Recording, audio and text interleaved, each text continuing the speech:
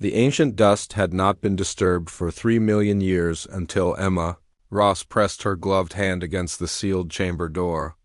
The excavation site on Tethys Station hummed with quiet activity as her team worked through the night shift, their headlamps cutting through the perpetual darkness of the dead moon. Emma had spent the last 6 months digging through layers of crystallized sediment, following fragmentary clues left by a civilization that vanished before Earth's first multicellular organisms drew breath. The chamber door gave way with a sound.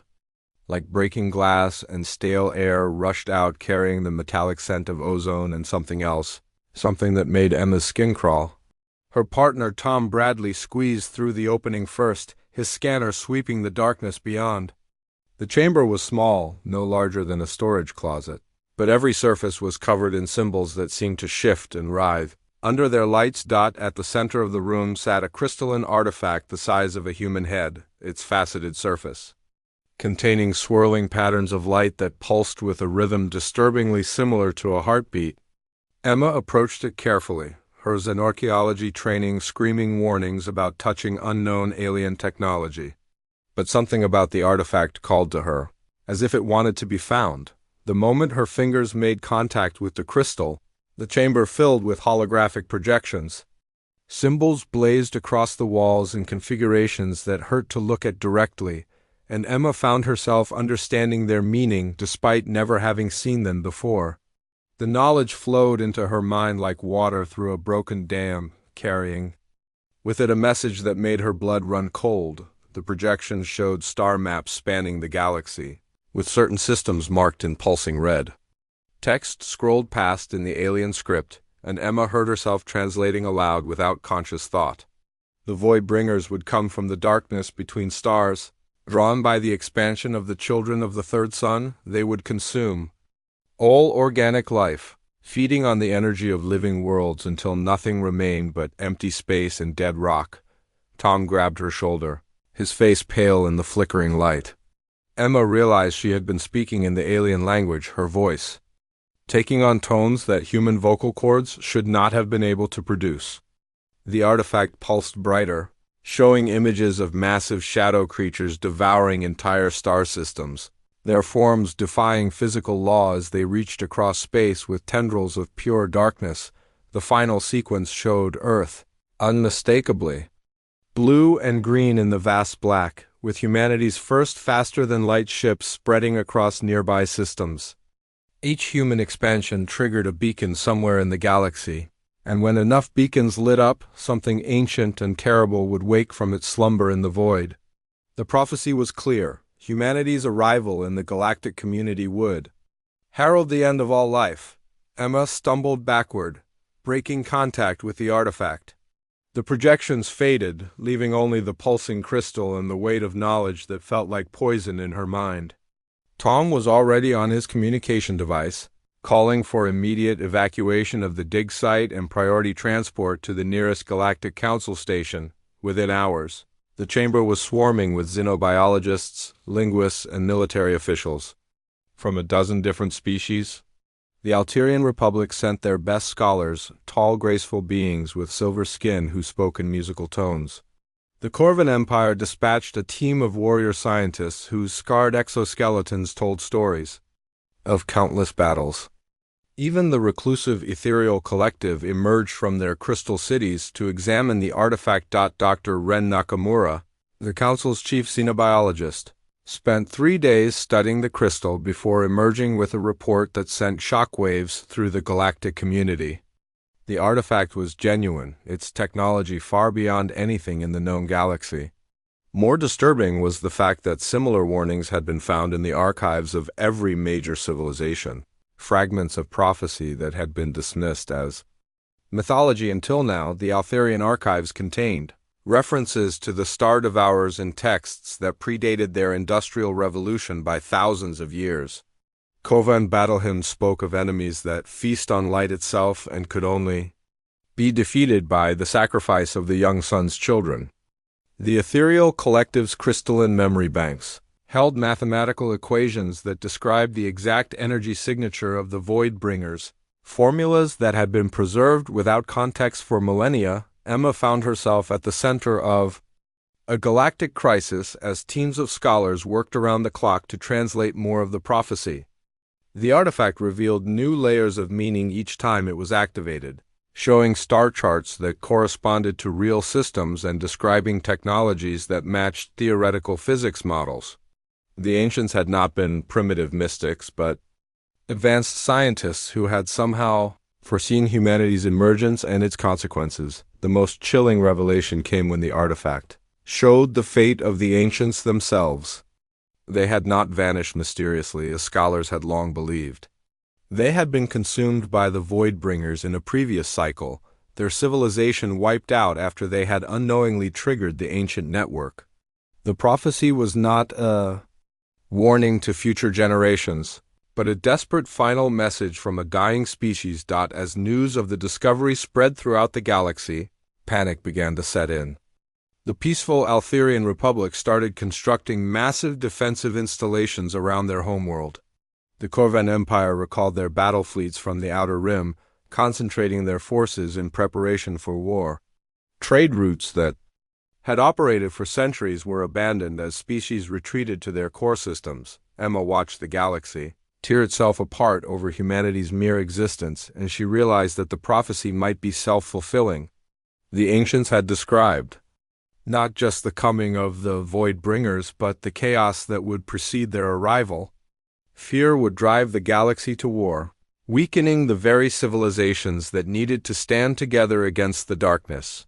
The artifact continued to pulse in its containment chamber, its light casting shifting shadows that seemed to move independently of their sources.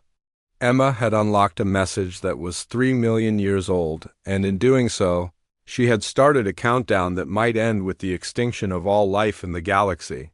The children of the third sun had indeed arrived, and their coming had awakened something that should have remained sleeping in the void between stars. The emergency session of the Galactic Council convened in the Great Chamber of Unity Station, where representatives from 47 species gathered under the dome of artificial stars. Ambassador David Chun had attended dozens of these meetings over the past 5 years, but never had he felt such hostile eyes upon him as he took his place at the human delegation's table. The Corvan representative, a massive being whose chitinous armor bore the scars of ancient battles, rose to address the assembly. His voice boomed through the chamber's translation systems, carrying the weight of barely contained fury. Humanity must be quarantined immediately, he declared, before their expansion triggered the ancient prophecy that would doom them all. David stood to respond, but the ethereal delegate's crystalline form began to emit a low harmonic that cut through his words. The mathematical certainty was undeniable. The being sang in tones that bypassed language entirely. The probability calculations were complete, and every projection showed the same result: human expansion would activate the beacon network within 50 standard years. From her position in the observation gallery, Emma Ross watched the proceedings with growing dread.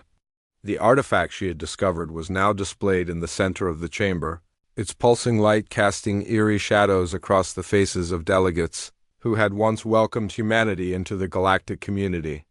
The prophecy had transformed Earth's children from allies into existential threats. The Altherian Prime Minister, her silver skin taking on darker hues that indicated deep emotional distress, spoke of the preparations her people were making.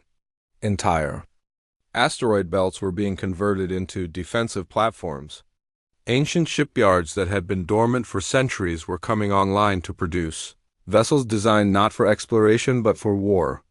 The Republic's most brilliant minds were working to develop weapons that could fight entities that existed partially outside normal spacetime. David tried to maintain diplomatic composure as he explained that humanity had no control over the prophecy's fulfillment.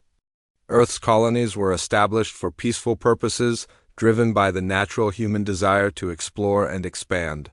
The beacon network had been dormant for millions of years, and there was no indication that human presence alone would activate it.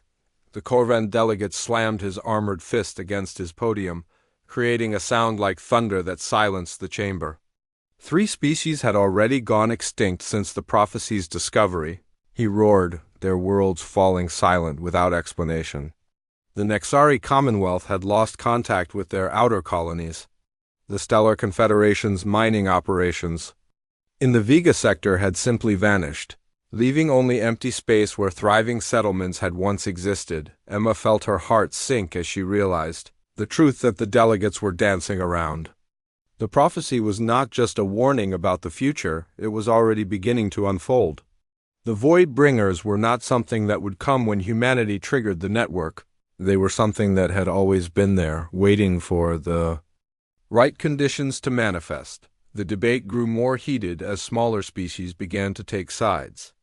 The Rimward Alliance, composed of younger civilizations that had always looked to humanity for technological advancement, argued for patience and scientific investigation. The Core Worlds Consortium, dominated by ancient species who remembered the last time the galaxy had faced extinction, demanded immediate action to contain the human threat. Admiral Kate Morrison, attending as military advisor to the human delegation, rose to address the assembly. Her uniform bore the insignia of the United Earth Defense Force, but her words carried the weight of someone who had seen combat in the colonial wars. The human fleet would not be contained, she stated with quiet authority.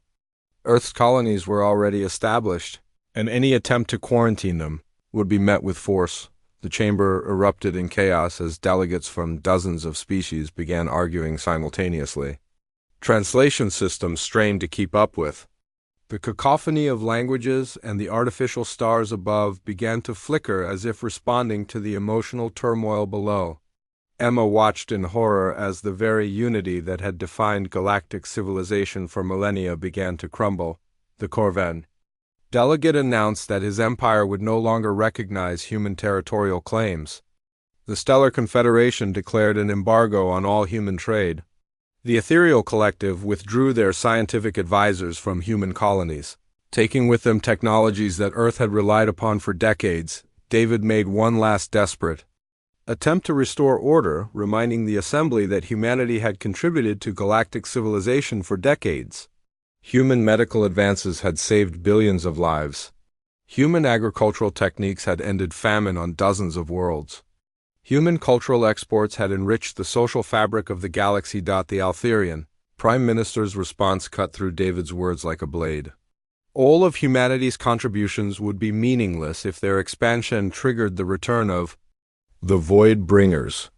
The greater good demanded that human expansion be stopped by any means necessary. As the session devolved into open hostility, Emma noticed something that made her blood run cold. The artifact in the center of the chamber had begun to pulse faster, its light taking on a reddish hue that seemed to feed on the anger and fear filling the room. The prophecy was not just predicting the future, it was actively shaping it. The realization hit her like a physical blow. The ancients had not created the prophecy as a warning, they had created it as a weapon. Every species that discovered the artifact would be driven to the same conclusion: the threat must be eliminated before it could fulfill its destiny. The resulting conflict would weaken the galaxy's defenses, making it easier for the Voidbringers to succeed when they finally arrived. Emma tried to reach David, to warn him of what she had realized, but the chamber was already emptying as delegates stormed out in fury. The Corvan Empire's war fleets were already moving toward human space. The Altherian Republic was fortifying the trade routes that connected Earth to the galactic economy. The Ethereal Collective had withdrawn to their crystal cities, sealing themselves away from what they saw as inevitable destruction. The unity that had defined galactic civilization for thousands of years was shattered, and Emma knew that this was exactly what the prophecy had intended. The Voidbringers would not need to divide the galaxy's defenders, because the galaxy was already dividing itself. Fear had accomplished what no external enemy could have achieved, and the darkness between the stars grew stronger with each passing moment. As the great chamber emptied, only the artifact remained, its pulsing light casting shadows that seemed to move with a life of their own. The prophecy had been fulfilled not by human expansion, but by the discovery of the prophecy itself. The countdown to galactic extinction had begun, and Emma feared that nothing could stop it now. Lisa Park had dreamed of this moment since she was a child watching the stars from her family's farm on Europa. The colony ship New Horizon drifted silently through the Kepler system, its massive hull gleaming in the light of an alien sun that humanity had never seen before. 200,000 colonists slept in cryogenic suspension, trusting her crew to guide them safely to their new home. The bridge was quiet except for the gentle hum of life support systems and the soft beeping of navigation computers. Lisa's First Officer, Commander Roberts, studied the sensor displays with the focused intensity of someone who had spent his entire career exploring the unknown. The system's fourth planet showed all the signs of being perfect for human colonization: liquid water, breathable atmosphere, and no signs of intelligent life. Navigation Officer Williams called out from her station, her voice carrying a note of confusion that made Lisa's stomach tighten. The sensors were detecting something unusual orbiting the system's star, something that should not have been there according to the long-range surveys that had been conducted decades earlier. Lisa moved to the main display, watching as the computer enhanced the image of what appeared to be a perfect sphere floating in the corona of the alien sun. The object was massive, easily the size of Earth's moon, and its surface was covered in geometric patterns that hurt to look at directly. The patterns seemed to shift and writhe, defying the laws of physics that governed how light should behave. Commander Roberts ran a deep scan, his face growing pale as the results appeared on his screen. The object was not natural, and it was not dead. Energy readings fluctuated in patterns that suggested active systems, and the geometric patterns on its surface were moving in response to the New Horizon's presence. Whatever the sphere was, it knew they were there. Lisa had been briefed about the galactic crisis before departure, about the ancient prophecy that had turned humanity into pariahs among the stars. But the New Horizon had launched before the full extent of the panic had become clear, and there had been no way to recall the ship without condemning 200,000 people to death in the cold vacuum of space. The sphere began to change. As they watched, its surface patterns reorganizing into configurations that seemed familiar despite being utterly alien. Williams gasped as she realized what she was seeing. The symbols matched those from the ancient prophecy, the same markings that had been found in ruins across the galaxy. The sphere was not just some random artifact, it was part of the network that the ancients had built millions of years ago. Lisa ordered the ship to maintain its distance, but the sphere was already responding to their presence. Beams of energy lanced out from its surface, not toward the New Horizon but toward empty space in seemingly random directions. The beams pulsed with a rhythm that reminded Lisa of a heartbeat, and she realized with growing horror that the sphere was transmitting signals across the galaxy. The communications officer, Lieutenant Martinez, confirmed Lisa's worst fears. The sphere was broadcasting on frequencies that should have been impossible, somehow sending instantaneous signals across vast distances without regard for the speed of light. The signals were being answered by similar transmissions from other points throughout the galaxy, creating a network of communication that spanned thousands of light years. On the main screen, the sphere's surface began to glow with an inner light that cast strange shadows across the New Horizon's hull. The geometric patterns were moving faster now, rearranging themselves into new configurations that seemed to exist in more than 3 dimensions. Lisa felt a pressure building behind her eyes as she tried to comprehend what she was seeing. Commander Roberts reported that similar spheres were awakening throughout the galaxy, each one activated by the signals from the Kepler system. The ancient network was coming online after millions of years of dormancy, and humanity's arrival at this specific location had been the trigger that started the process. The sphere's transmission changed, taking on new harmonics that made the ship's hull vibrate like a tuning fork. Lisa realized that the object was not just sending signals to other spheres, it was calling to something in the darkness between the stars. The void itself seemed to respond, space around the sphere distorting in ways that hurt to perceive directly. Williams screamed as her instruments detected something impossible: signatures of massive objects, moving through space at velocities that exceeded the speed of light. The objects were not ships in any conventional sense. They were entities that existed partially outside normal spacetime. Beings that could traverse the void between galaxies as easily as fish swimming through water. The first Voidbringer materialized at the edge of the system, its form defying description as it shifted between dimensions. It was massive beyond comprehension, its body composed of living shadow that seemed to absorb light itself. Tendrils of darkness reached across millions of kilometers, tasting the solar wind and finding it good. Lisa watched in horror as the entity approached the system's star, its form beginning to envelop the burning plasma that had given life to this corner of the galaxy. The star's light began to dim as the Voidbringer fed, growing larger and more substantial with each passing moment. The entity was not just consuming the star's energy, it was consuming the star itself, converting matter into something that existed beyond the normal laws of physics. The sphere's transmissions intensified, and Lisa realized that it was not just a beacon but a feeding mechanism. The ancient network was designed to prepare entire star systems for consumption, weakening the barriers between dimensions so that the Voidbringers could manifest more easily. The ancients had not built the network to summon the entities, they had built it to feed them. Commander Roberts reported that the New Horizons engines were failing, their power being drained by some invisible force that seemed to emanate from the sphere. The ship systems were shutting down one by one, and the colonists in cryogenic suspension were beginning to show signs of distress as their life support systems struggled to maintain power. Lisa made the hardest decision of her life, ordering the ship to transmit a warning to Earth and the galactic community.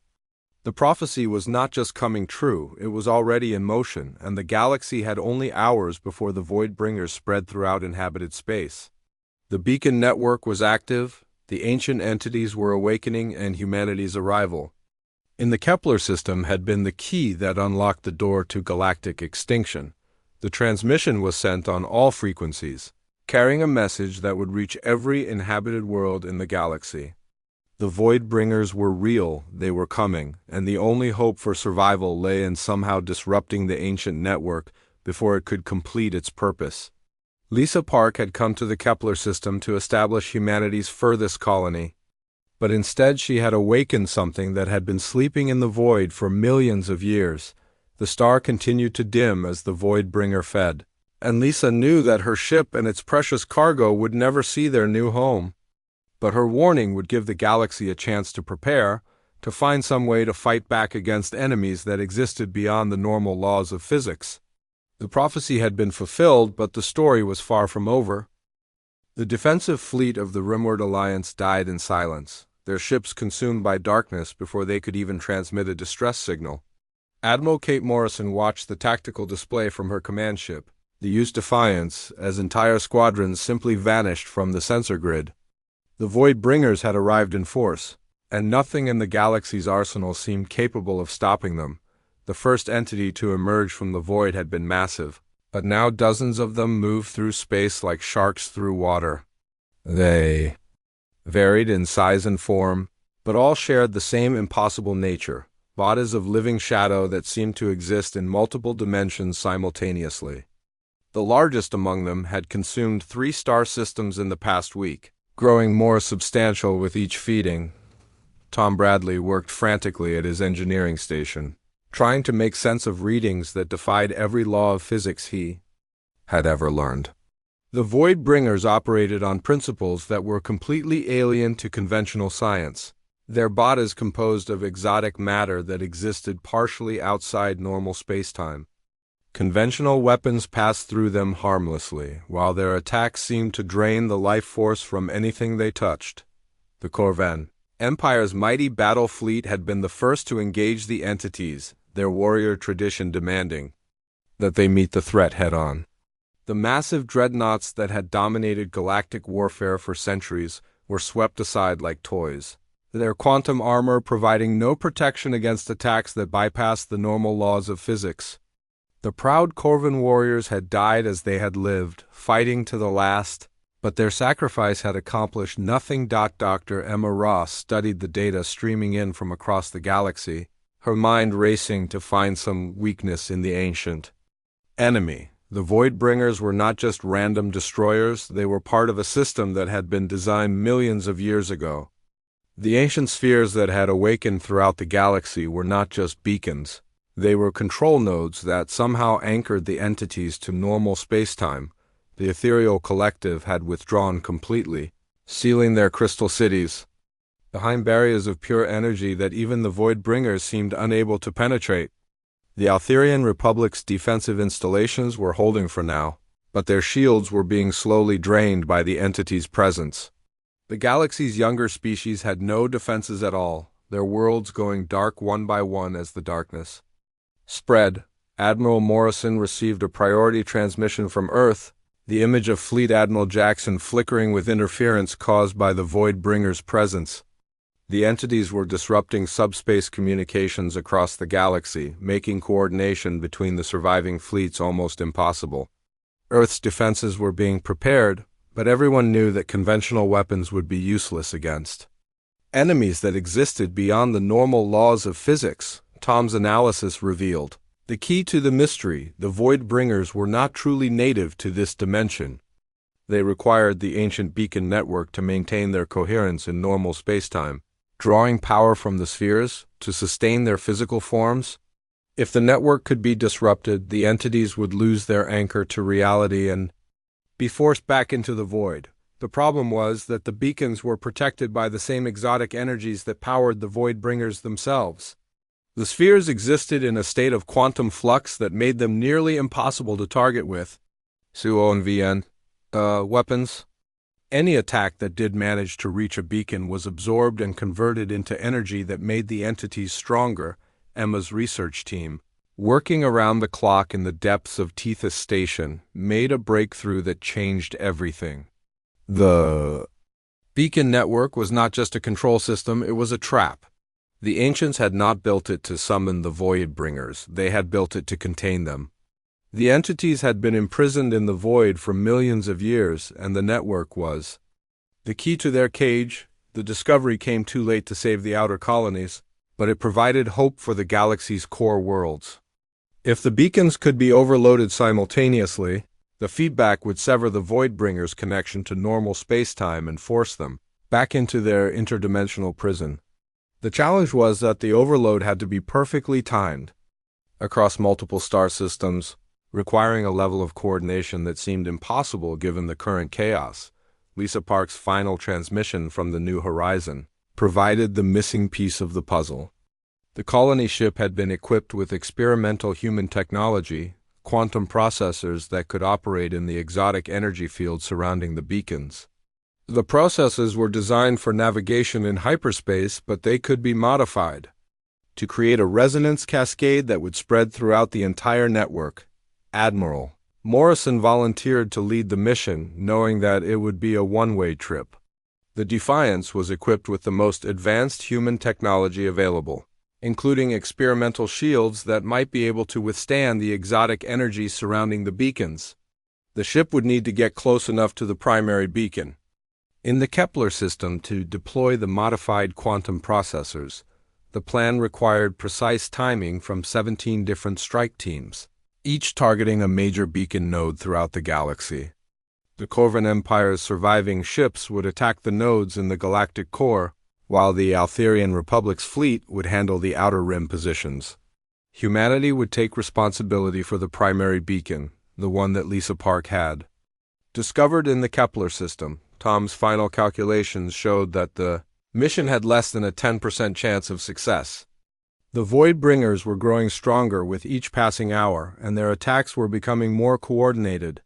The entities seemed to be learning from their encounters with galactic forces, adapting their tactics to counter new threats, but the alternative was the complete extinction of all life in the galaxy.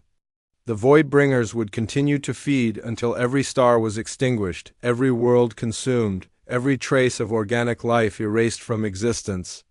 The mission was desperate, but it was the only hope the galaxy had left. Admiral Morrison gave the order to proceed, knowing that she was sending thousands of beings to their deaths. The strike teams launched from their hidden bases, racing toward beacon nodes that were protected by entities that existed beyond the normal laws of physics. The fate of the galaxy would be decided in the next few hours, and the outcome would determine whether organic life would survive or be consumed by the ancient darkness. The Voidbringers sensed the approaching threat and began to converge on the beacon sites, their forms growing more substantial as they drew power from the network. The final battle for the galaxy's survival was about to begin, and the outcome would determine whether the prophecy would end in extinction or redemption. The unified fleet emerged from hyperspace in perfect formation, ships from dozens of species flying together under human command for the first time in galactic history. Admiral Kate Morrison stood on the bridge of the UES Defiance, watching as former enemies took their positions, alongside vessels that had been built by species who had never spoken to each other before this moment, the Corvan dreadnoughts. Their battle-scarred hulls bearing the marks of countless conflicts flew in formation with the elegant silver ships of the Altherian Republic. The crystalline vessels of the ethereal collective hummed with harmonic frequencies that somehow complemented the raw power of human engineering. Even the smallest species had contributed what they could, their ships forming a protective screen around the larger vessels. Emma Ross monitored the beacon network from the Defiance's science station, watching as the ancient spheres pulsed with increasing intensity. The Voidbringers had sensed the approaching threat and were drawing more power from the network, their forms becoming more solid and threatening with each passing moment. The entities were no longer scattered throughout the galaxy. They were converging on the beacon sites to protect their lifeline to normal spacetime. The plan was simple in concept, but almost impossible in execution. 17 strike teams would attack the major beacon nodes simultaneously, each team equipped with modified quantum processors that could create a resonance cascade throughout the network. The timing had to be perfect, with all attacks beginning within a window of less than 3 seconds, or the beacons would adapt and become even more powerful. Tom Bradley had worked for 72 hours straight to modify the quantum processors, his human ingenuity finding solutions that the galaxy's most advanced species had missed. The processes were designed to operate in the exotic energy field surrounding the beacons, creating a feedback loop that would overload the entire network and sever the Voidbringers' connection to reality. The first sign of trouble came when the Corvan strike team reached their target in the galactic core. The beacon was protected by 3 Voidbringers, their forms intertwined around the sphere like living shadows.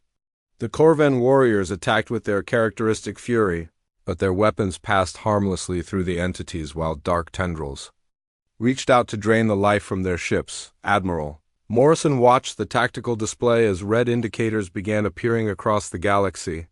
The Voidbringers were stronger than anticipated, their forms more substantial than they had been during previous encounters. The entities were learning, adapting, becoming more dangerous with each passing hour. The Altherian fleet fared better, their advanced shields providing some protection against the exotic energies. But even their most powerful weapons could barely scratch the surface of the beacon they were attacking, and the 3 Voidbringers protecting it seemed to grow stronger with each failed assault. Emma realized that the conventional approach would not work. The beacons were too well protected, and the Voidbringers were too powerful. The only way to succeed was to get close enough to deploy the quantum processors directly, which meant flying into the heart of the exotic energy field that surrounded each beacon. The Defiance led the charge toward the primary beacon in the Kepler system, its experimental shield sparking with energy as they encountered the sphere's protective field.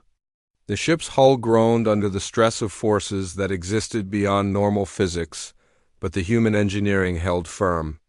Tom's modifications were working, allowing the ship to penetrate deeper into the energy field than should have been possible. The Voidbringer guarding the primary beacon was massive, its form dwarfing anything the galaxy had encountered before. Tendrils of pure darkness reached across space, trying to drain the life from the attacking ships. But the unified fleet pressed forward. Species that had been enemies for millennia fighting side by side against a common threat. Emma watched as the quantum processors were deployed, their exotic energy signatures creating ripples in space-time that spread throughout the beacon network. The spheres began to pulse in harmony, their ancient systems responding to the human technology in ways that had not been seen for millions of years. The first beacon overloaded in the galactic core, its destruction sending shockwaves through the network that could be felt across thousands of light years.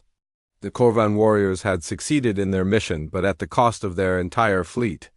The Voidbringers protecting the beacon were torn apart as their connection to reality was severed, their forms dissolving into nothingness, one by one. The beacons fell as strike teams across the galaxy completed their missions. The Altherian Republic's fleet sacrificed itself to destroy 3 beacons in the Outer Rim. The ethereal collective's crystal ships shattered like glass as they overloaded the nodes in their sector. Species that had never been warriors threw themselves into battle with desperate courage. Knowing that failure meant extinction for all organic life, the primary beacon was the last to fall, its destruction requiring Admiral Morrison to fly the Defiance directly into the sphere's core. The ship's hull began to dissolve as exotic energies tore at the very atoms that composed it, but the quantum processors continued to function, creating a resonance cascade that spread throughout the entire network. Emma felt the moment when the cascade reached critical mass, the network's ancient systems overloading in a chain reaction that had been building for millions of years. The beacons exploded in sequence, their destruction sending shockwaves through spacetime that could be seen from neighboring galaxies. The Voidbringers screamed as their anchor to reality was severed, their forms beginning to fade as they were pulled back into the void. The largest of the entities, the one that had consumed 3 star systems, fought against the pull of the interdimensional currents. Its form writhed and twisted as it tried to maintain its connection to normal spacetime, but the network that had sustained it was gone. With a final shriek that seemed to come from beyond the limits of perception, the entity vanished into the darkness between dimensions. The galaxy fell silent as the last of the Voidbringers disappeared, their prison restored and their threat ended. The cost had been enormous, with entire fleets destroyed and billions of lives lost. But organic life had survived, and the ancient darkness had been defeated by the unity of species that had learned to fight together. Admiral Morrison's final transmission came from the heart of the collapsing beacon, her voice calm despite the chaos around her. Humanity had found its place in the galaxy not as conquerors or destroyers, but as the species willing to sacrifice everything for others. The prophecy had been fulfilled, but not in the way anyone had expected. The galaxy began to rebuild, united, under a new council where former enemies worked together to heal the wounds of war. The humans who had once been feared as harbingers of destruction were now honored as saviors, their sacrifice remembered in songs and stories that would be told for generations to come. Emma Ross stood on the observation deck of the new Unity station, watching as ships from dozens of species worked together to construct monuments to the fallen. The prophecy had been a trap, but it had also been a test. The galaxy had passed, proving that organic life could overcome any threat when it stood united against the darkness. The void between the stars was once again empty, its ancient prisoners safely contained behind barriers that would hold for millions of years. But the galaxy was no longer the same, transformed by the knowledge that survival required not just strength, but the willingness to sacrifice for others. Humanity had arrived in the galactic community as strangers, but they had become its protectors, guardians against the darkness that would always lurk in the spaces between the stars.